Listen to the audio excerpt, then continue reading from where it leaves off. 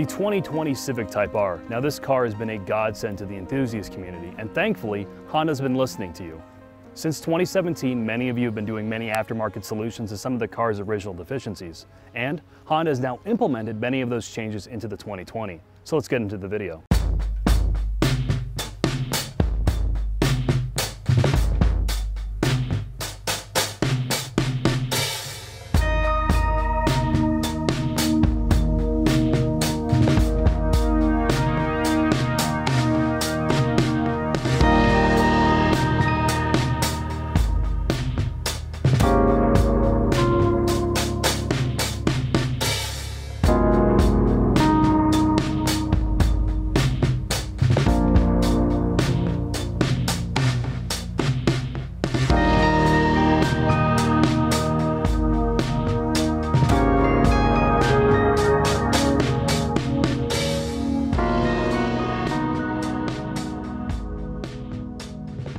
Now, before I talk about some of the specific changes they've made in the interior, I'm going to give a quick overview on what the Civic is like. And really, the CTR is a testament to how good the current generation of Civic is.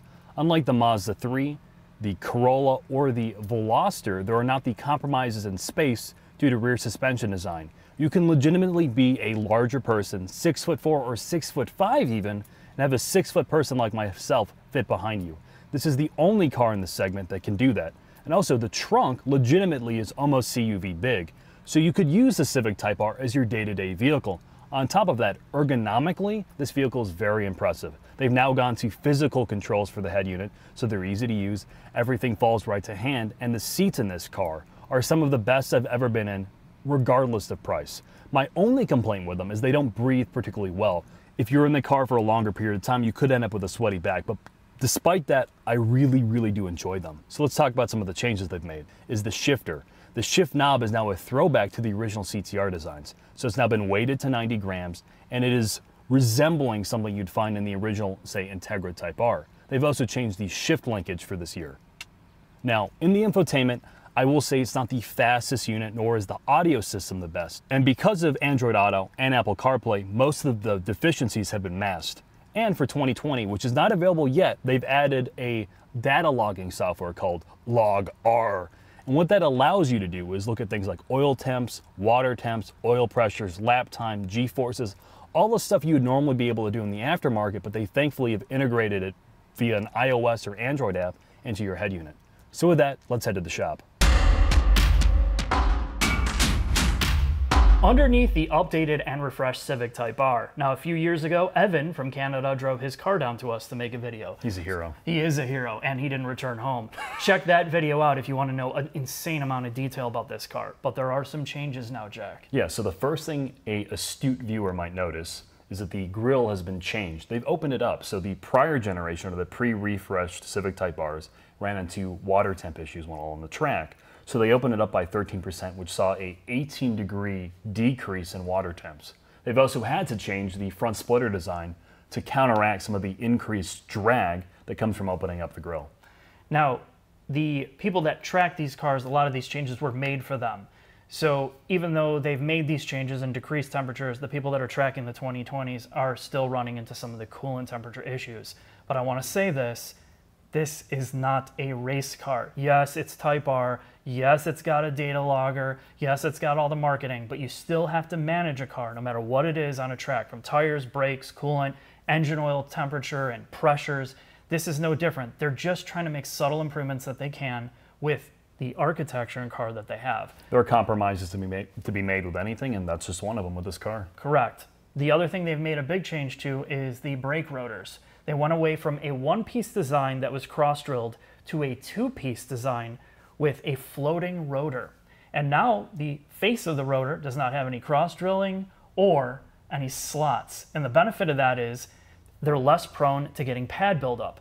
The cross-drilled rotors, if all you're doing is tracking it, there's enough scrubbing on them to kind of keep the surface clean. But when you're street driving it, those holes get plugged with pad material, which can lead to an uneven or pulsing brake pedal feel, which can get really annoying. So now you have more surface area for pad to grab onto. The second part is, with a floating rotor design, having that hat, and you see the bobbins around it, it allows for expansion and contraction of that hat to the rotor. So it's better for thermal efficiency And of course, you have the reduced risk of some of the heat checking cracks or fracturing in the rotor face, also by removing those cross-drilled holes that reduces heat checking cracks as well.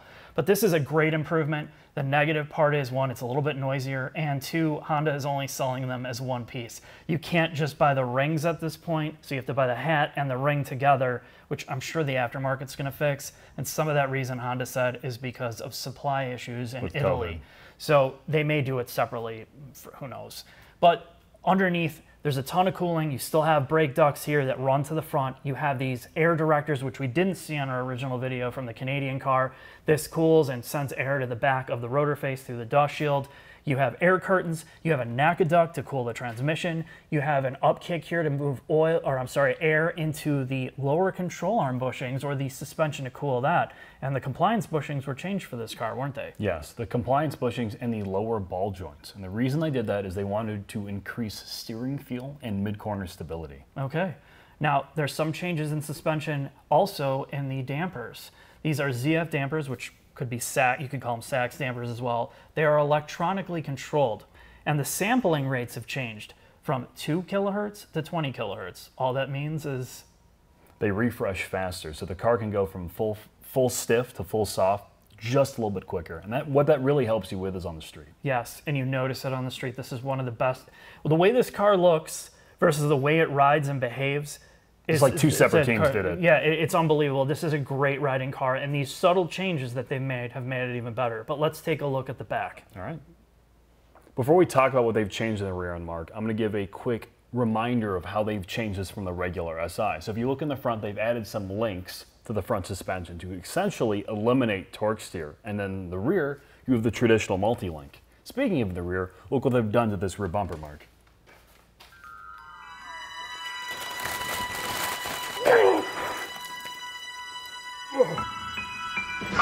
You can't make them. You're too small. Lukey, pass me that bun. Okay. Here, you put the I can do it. Careful. Yeah, just a minute.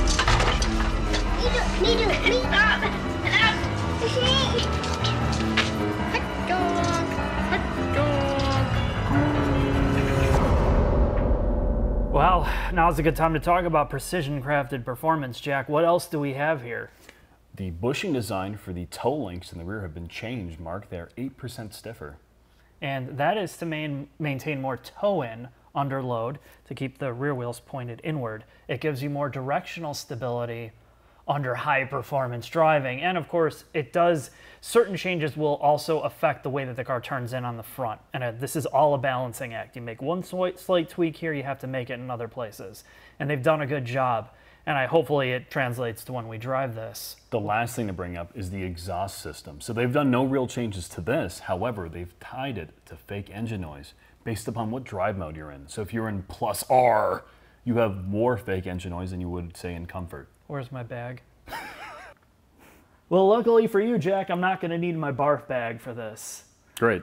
This is the K20 C1. This is Honda's highest performance, maxed out 2-liter turbocharged motor. It makes a lot of horsepower, over 300. It makes more boost at 23 pounds compared to the K20 C5, which is in the Accord Sport, and the RDX. This requires premium fuel. The head design is different. The VTEC kicks in a lot harder. And of course, engine tuning is different. It revs up to about 7,000 RPMs before the fuel cutoff kicks in. It is vastly superior than something like we just got out of, isn't it? Yeah, this is the high point of this car, other than the way the front end feels. This is the best feeling 4-cylinder performance 2-liter that I've driven. It feels way better than what's in the S209. It's about on par, if not a little better, than what's in the Golf R. And it's super reliable so far. There's been a lot of work done with this from aftermarket companies now. That's starting to really ramp up.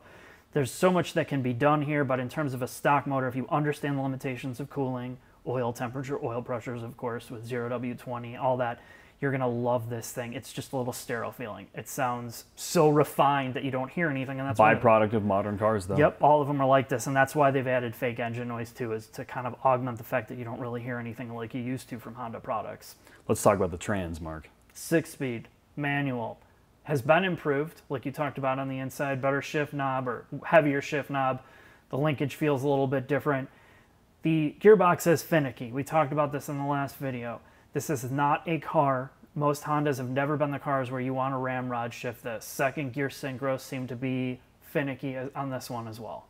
And then you have a helical style front limited slip, which helps to transform this car into a mess, from a mess, into something that is constantly putting down power. It is unbelievable how well this does, obviously in the dry, on good tires. There's minimal torque steer. It's always working with you than against you. Yep. So with that, Mark, let's take this out on the road.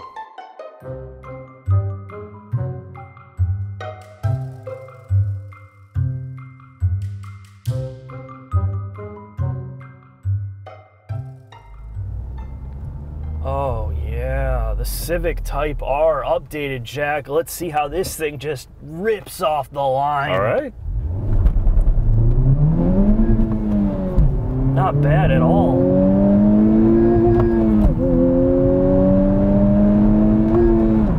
Jesus. Aside from that fake engine noise they've added here, this thing tears it up. Yeah, and you know what, Mark? It feels consistent gear to gear.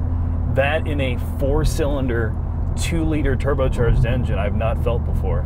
I have not felt this except for when you get to the higher end, the much higher end of higher performance cars where they start throwing, you're paying like $60,000 for a semi-sports car, luxury car that has a really good tuned turbo.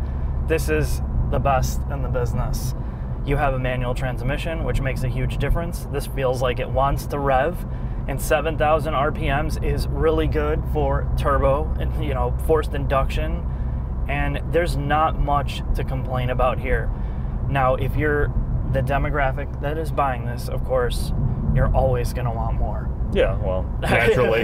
You know, you're going to want to modify it. You're going to want more power. You're going to want more this. But as a stock car that comes from an OEM, it does everything so well. So let's go over some of that.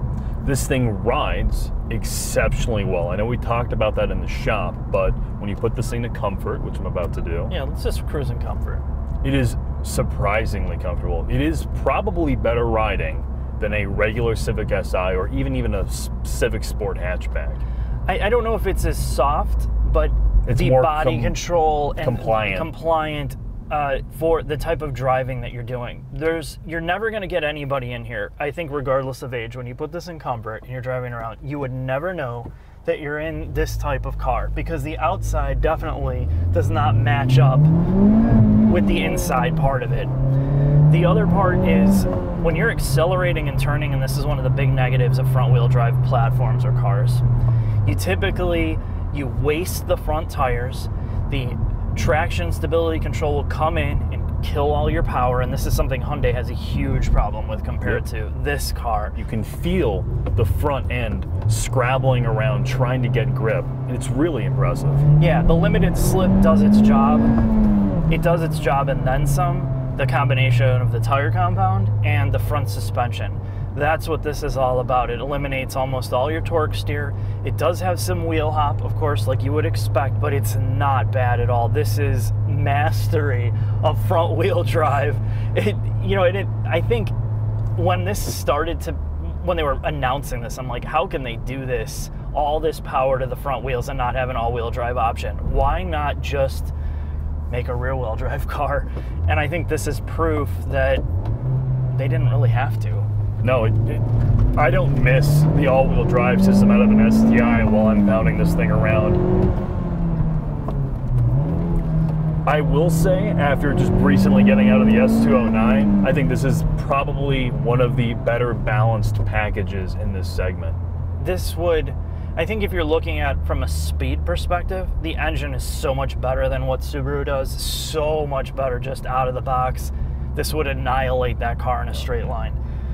But this loses some to the STI in overall connectedness. But it makes up for it in that you can use it every single day in Yes. a more balanced package. This is completely usable. If I had to pick a car that I had to drive every single day, And you lived in the Midwest. that had a great ride and still had all the performance that you needed, and if you wanted to take this to a track, You could. the numbers don't lie. It's incredibly fast. It's just the negative part is you don't get the feedback through the seat and through the steering wheel and overall through the body as you do as much of an as with an STI. But that car's an outlier. It really is in modern day technology, but it helps that that car is like 1,000,000 years old. Right, yes, yeah, it is based on something that is ancient where that was more of a factor. This is the new wave.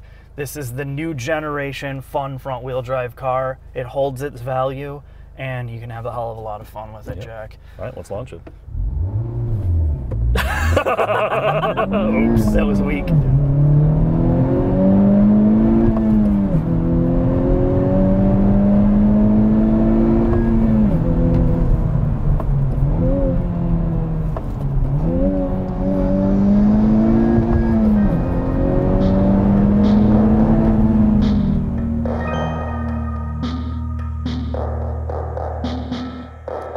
Final thoughts on the 2020 Civic Type R. It's been updated, and I'm just going to put this out there. This is the best front-wheel drive car ever created. Well, Integra Type R aside, but that's a different generation of vehicle at this point. It shows you what Honda is capable of doing when they put the energy and effort into it. And they've refined the front-wheel drive platform to a fault. It makes you wish for them to do something rear-wheel drive again. So let's get into the pros.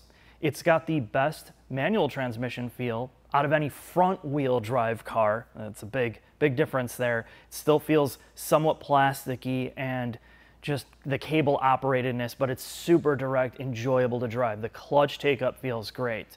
The engine, this is how you design a turbocharged engine in the modern era. There's so many regulations, so many roadblocks to make something good. Despite this feeling very sewing machine, you'd never feel like there's any tuning issues with it compared to many other manufacturers. So they did a great job there. The interior for a sporty car is exactly what people want. And the demographics, Honda says it. This is aimed at millennials, that's who buys it. And the multicultural millennials. So knowing that, you know that they can get away with the exterior styling. So let's talk about that briefly because I didn't really say anything about it. I think you're just either going to accept this or you're not. I look at it and I just can't take it. But then again, I'm outside of that age group that finds this attractive anymore. But, you know, again, if you're the person that's looking for this type of car, there's nothing else that exists like this. So you got to weigh the good and the bad. And overall, the improvements that they made from airflow, braking, and suspension, I love driving it. I really did, and I think the people that love this car are going to love it for years to come. Thanks for watching. I'll see you next time.